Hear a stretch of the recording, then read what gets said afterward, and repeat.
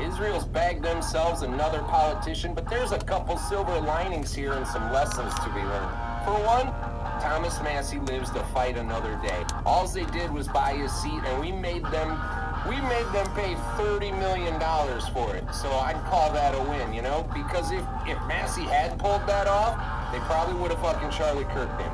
So then we wouldn't have a 2028 option. We need to learn a lesson from Iran on this one, right? Their missile math. They were throwing $20,000 drones at us, making us shoot $40 million fucking missiles at them. We need to throw a whole fucking gambit of $20,000 America First candidates at them and make them start paying for every single election like this.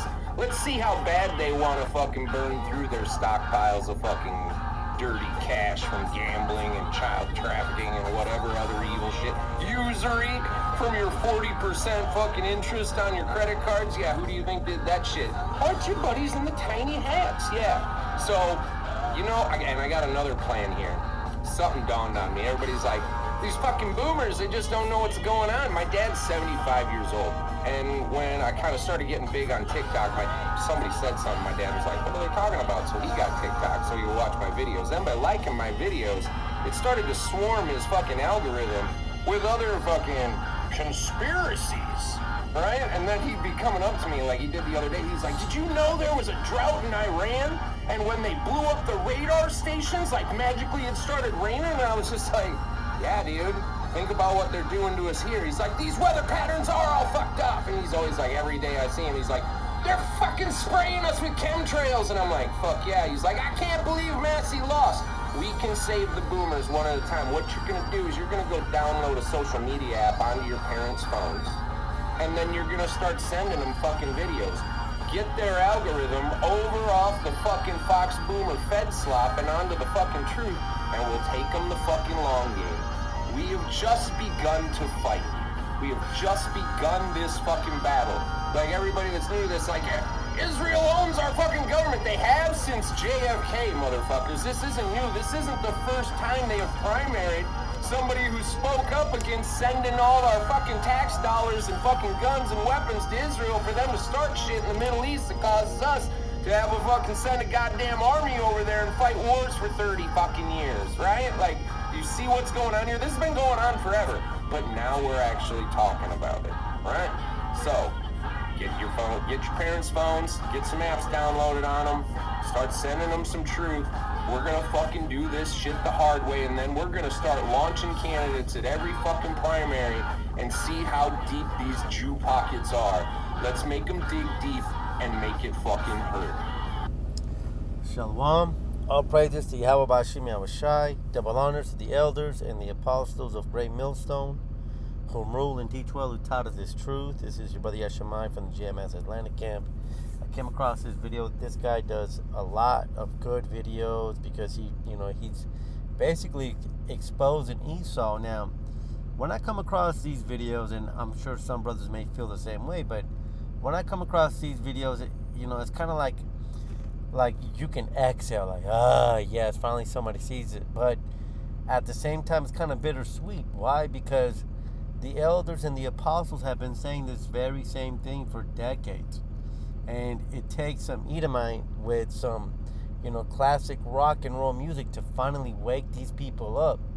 And I'm going to take that statement kind of back, because these people begin to wake up to the evil, to who the devil is, but then they go back to sleep when you try to approach them with the truth, man. And so I wanted to do a video on this because there's a lot to get here from this video. The guy goes through a lot of content. He goes through a lot of history, all of which brothers are familiar with, but nonetheless, it's a good chance for us to edify the body. So the first scripture that I want to get is Numbers 24:20, and that says, and when he looked on Amalek, he took up his parable and said, Amalek was the first of the nations, but his latter end shall be that he shall perish forever. And what the video that we're going into, so let's get some context. Right now we are about to enter what's called the midterms. You got a lot of people being primaried, senators. A big one is Thomas Massie. That's That's the context to this video. Thomas Massey from Kentucky. He lost his political race to some guy, Ed G., which, by the way, happens to be the most expensive Senate race that has ever been, gone through. They spent more than $30 million for this race. Who is they, by the way? Because these Edomites, the world, the ones that be, the Illuminati, the deep state, the 1%, the elite. Who is they? They goes to Amalek. Amalek says he was the first of the nations, man. Now, think about a cafeteria line. Whoever's first gets the best of everything, and that's what Amalek has been. Amalek has been the first. And how did they get there? How did they get to that position? Well, first, Jeremiah 17 verse 4, because we fell away from our heritage. Second, they picked up the heritage that we fell away from. And, third is by, owning the media and, basically victimizing themselves to the point that you can't say anything because these people supposedly went through a horrible thing that has something to do with the $6 million figure, which, we know that's not physically possible. ChatGPT. Go into ChatGPT and see, can you bake 6 million cookies? What was it, in like 13 years? Something like that. It's mathematically impossible for you to bake 6 million cookies. And by the way, we're not talking about cookies. Okay? But the point here is that the world, and this guy's calling out, is waking up to who Amalek is. Amalek gets to dictate what these other nations get to do. Now, Babylon the Great, which we know to be America. Babylon the Great, that's the capital city. That is Basra. That is where, that is where the kingdom of evil operates out of, if you will. If the kingdom of evil had a home base, it would be here in this country. Okay? However, who's really pulling the strings? The person that's really pulling the strings is Amalek. And Amalek is whom the world would call today the Jewish people. And, I'm saying the Jewish people because are we not allowed to have freedom of speech according to these so-called Edomites? No, we're not. But it's okay. We have backup channels, man. We have backup channels. Now, I'm not trying to blow up the spot, but at the same time, we have to call it out for what it is. Either we have freedom of speech or we don't. Why do we have to self-censor ourselves?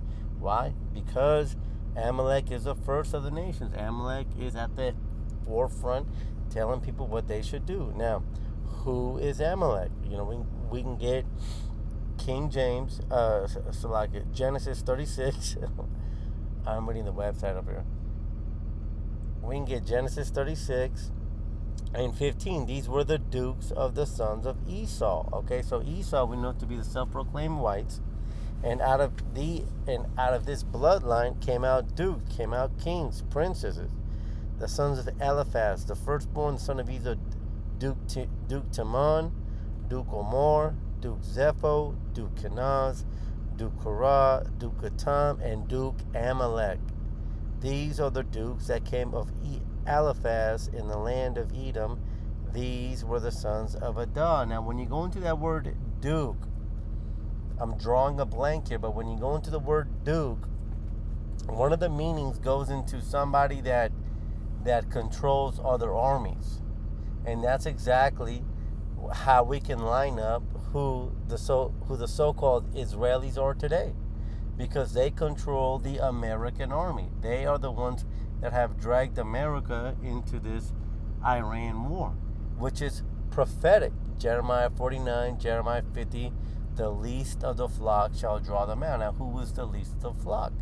The least of the flock are those people that are hated. Okay, because when you go, we'll see here. Let's just go here. Let's just go here for a second.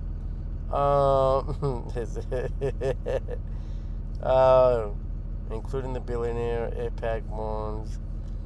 I saw a post earlier. It may not end up showing up. AIPAC. But basically, these people were going off. AIPAC was saying basically, it says, Israel lobby identified 10 House reps that must be defeated because they didn't vote for Israel bills. 2024, Israel's lobby spent $32 million and defeated Jamal Bowman and Cori Bush.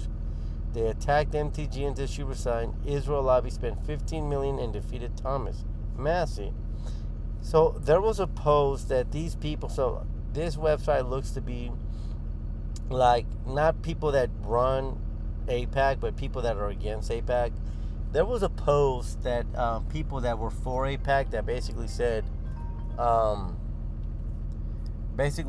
hey, if you go against AIPAC, you know, you're not going to be able to sustain your Senate seat.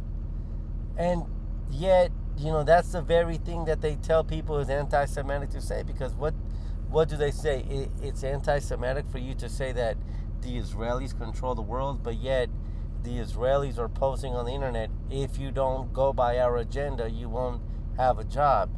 Make that make sense.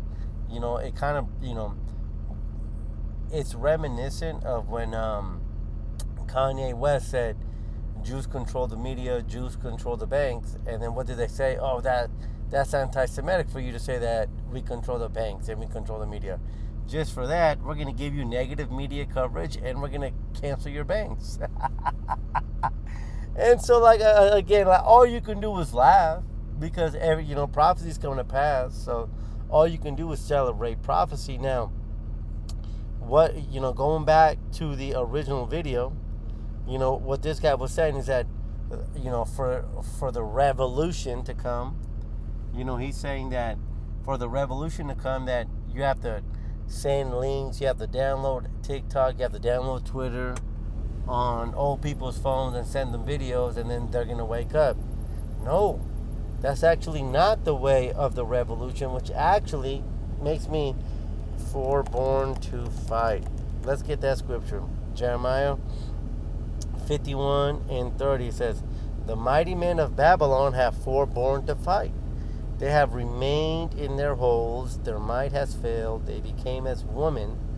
They have burned her dwelling places. Her bars are broken." Now, why do I bring the scripture up? Because this guy is saying that the way to a revolution of America is by, getting on YouTube, getting on Twitter, and sending links. That's not the case, man. We're not going to be saved by sending old people links, man. That's not how we're going to be saved. And another part in the scripture is the men of Babylon. Supposedly, this is America the Great, the home of the free and the brave. Why haven't these people risen up to the occasion? Let's not forget that America was founded upon a 2% tea tax by the British Kingdom. Yet, the average tax rate right now is about 25 to 30%. 10 times that of what your ancestor did. Again, they have forborne to fight, and they are like women. All they do is gossip now. Okay, so, I'm not trying to be too harsh on the guy because, he's helping us to uplift the skirt of Esau. But at the same time, just because you know who Esau is doesn't mean that just because you know that who he is, that now you're going to be saved. No. The scripture goes into that. Deuteronomy 28:68. "And Yahweh by Hashem Yahushai shall bring thee into Egypt again with ships. By the way thereof I spake unto thee.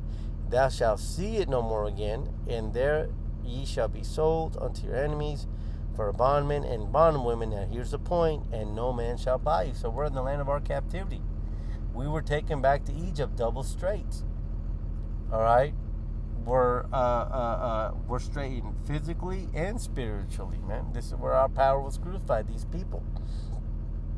But the point here is that no man shall buy you. And that's what this man is saying, is that we can buy ourselves out of here. No. It doesn't matter how many videos you send to your family members. Look at Esau. Look at what Amalek's doing. Oh, look at, they control the media. Oh, look at, they control the news. Oh, look at, they control the banks. Oh, look at, they control the record labels. Look at, they control Hollywood. It does not. Look at, Hollywood was founded by like 4 or 5 people that came from Israel that were within like a half a mile radius where they lived from Israel. you can sit here and like truth bomb these people. It does not matter. No man shall buy you. That's why Yahweh Shai says, I will not meet thee as a man. Because he's coming down here to rain spiritual and physical warfare upon our enemies, man. There is no way for us to, continue this false sense of reality that we're going to somehow be delivered from the hand of our enemies. Like, we're going to vote our way out of it. That's not going to happen. How has that worked out for the past 20, 50 years? For you Democrats, do you have a Democratic America? For you Republicans, do you have a Republican America? The answer is no. So voting hasn't worked. So what makes you think voting again is going to work? That is literally the definition of insanity. Doing the same thing, expecting a different response, man. So what has to happen? 2 Ezra 4:29. If therefore that which is sown be not turned upside down, and if the place where the evil is sown pass not away, then cannot it come that is sown with good. See, when you're dealing with farming, Yahweh Shai had a lot of parables about the farmers, had a lot of parables about, sowing seed. Well, when you sow seed, when you're trying to sow tomatoes, what's the very first thing that you have to do? Well, the first thing is you have to uplift what's there. If you have grass, if you have blueberries, if you have pineapples, whatever, beans, whatever it may be, weeds, dirt, gravel, whatever it may be, whatever is there currently has to come up. And that's what the prophets have been saying. Jeremiah 28:8, we've been prophesying doom and gloom because that's what the prophets do. For Yahweh Shai, whom is perfect, Yahweh Bashim Yahweh Shai, for him to come back, that which is sown has to be taken up. People understand this on a farming background. They understand that you have to uplift the existing to put down a new root. But our people, the scriptures talk about, the ox knoweth his master, but Israel does not consider. That's a rough paraphrase. Our people don't understand this part. They don't understand that for you to have perfection, the evil has to be taken out. And the guy is showing you who evil is. The guy is showing you that the Israeli lobby is buying up American politicians. All right? Which takes away the sovereignty of a nation. Now I'm going into each of my talking points. But the point is that even though you can understand who the wicked is, that's okay. That's the first part. Now you have to dig in deep and go into the scriptures, and that's what the prophets have done. Starting with the elders and the apostles, they have eaten the whole roll, full of woes, lamentations, and death. But our people don't want to hear that. Our people would rather have us prophesy unto them smooth things. They would rather go back and be rocked like a fucking kid into a lullaby until destruction comes, man. Our people want to stick their head in the sand. And what we're here to do is we're here to awaken our people. Those that can be awakened, because, we understand Isaiah 44:18 talks about how Yahweh Shem Yahushai has blinded certain people. If you can't get it, that's because Yahweh Shem Yahushai himself has marked you for you to not be able to get it. Ain't that a cold piece? If you can't get it, Yahweh Bahashem Yahushai has marked you to be destroyed so you can get it. Like Day said in Next Friday, you ain't gonna get it. You ain't gonna get it. I hope you don't get it. Well, you don't got it, man. Hey, doesn't the scripture says in Isaiah, I create life, I create death? Doesn't it say in Amos 3:6, shall a trumpet be blown in the city, and the Most High has not done it? All judgment and righteousness, both are being sent by Yahweh, by Hashem Yahushai. So, just because, going back to the video, just because the guy says we need to call it out. No, calling it out does, okay, call it out. Then what are you going to do? Let's get James 2:19. Thou believest that there is one God, thou doest well. The devils also believe and tremble. See, the point that I'm bringing out in the scripture is that in the same thought that you can understand that there is a power, in the heavens, people can understand that there's a devil on the earth. But just because you understand those two things, it doesn't make you better than anybody else, man. You have to, this 100% truth is the only way out. The scripture says, no man shall buy you. All right, Yahushua is not coming back to meet thee as a man. The only way for us to be redeemed is through the sown places to be tilled. The ground has to be tilled. America has to be tilled, man. Until the next one, shalom.